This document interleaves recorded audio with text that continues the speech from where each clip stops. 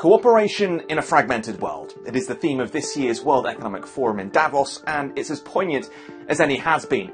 But how can we work together to fix the issues that we currently face?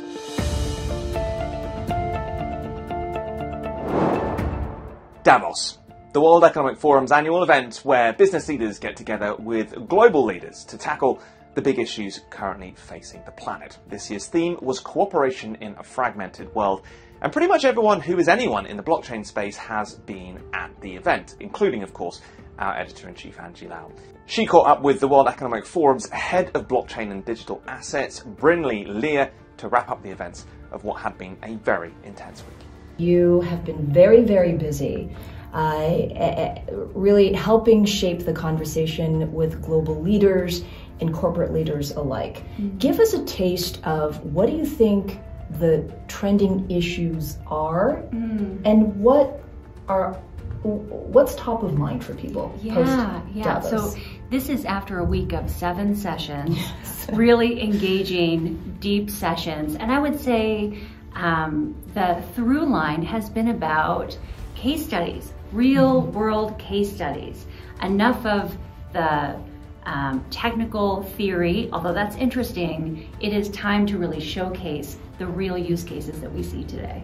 I remark on one of the sessions that I thought was super interesting on CBDCs, and a number of central bank governors participated, Euroclear participated, SWIFT participated, and I thought one of the biggest takeaways was about interoperability. That different sovereignties have different ecosystems, and yet we're all participating in a global digital economy. It's where we're all headed. And so when it comes to the interoperability that migrates from the old world to the new, if that doesn't exist, liquidity is going to be trapped in the old ecosystem. Yes, I think that's exactly right. And this is where the work comes in, and why the forum is so useful, because we bring together these different voices to come up with that interoperability solution, because we are not small villages kept to ourselves, we are global, as you just said. And probably one of the things that is the backdrop has been the year of real wealth destruction in cryptocurrencies. 2022 started with Terra Luna and then ended with FTX.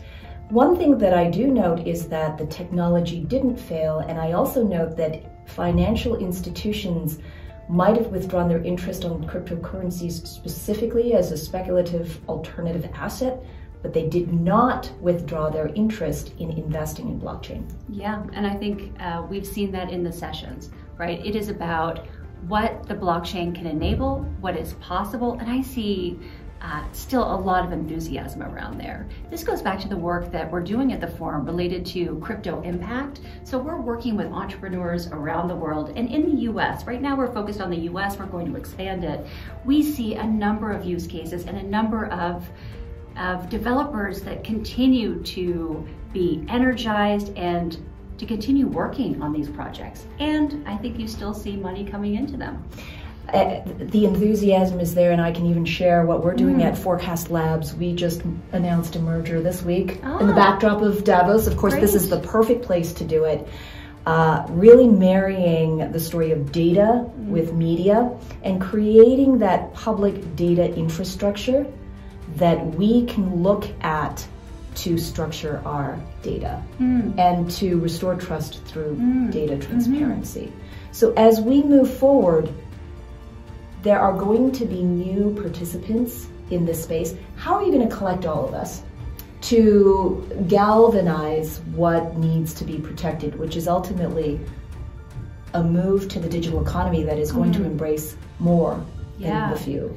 I mean, one, do we all need to be corralled together? Maybe, maybe not. I mean, some of the benefit of a decentralized system is that you get a lot of different viewpoints and a lot of diversity in what is being developed. So I think there is something to be said for keeping that diversity. We shouldn't all be in one single file line. The other is, how will we get there? I think we follow the path of the user. I think when people like you and me realize that using these products make a difference in their lives and they start using them and we see where the adoption is, that's where we go. Where is 2023 headed for you as you lead these global conversations, as you talk with leaders in the industry and countries alike? Where do you think this is all headed? Oh my gosh, after this week, so many fantastic ideas and possibilities for collaboration in new applications for blockchain. So I'm really excited about how we go back home, put all of this information together and really make an action plan. I see some really interesting work in the area of sustainability and environment. We've already been focused on that, but I've made connections this week that make me even more excited about that. Food security, I think, is very much related. Some really interesting ideas coming out of that. And proof of concepts and many people that are interested in trying out some really interesting business cases. So I think this is going to be a year of real action, development, study, research, and I'm excited about what we're going to put out in CISA. I'm excited to watch how this space develops, and of course to watch what you're doing to lead the way from an international level and for us to tell the stories of impact and innovation. All right, that's it from us. Do let us know your thoughts on what's happening in the blockchain space and looking ahead to the rest of the year. Like and subscribe to this video as well if you want to see more content like it.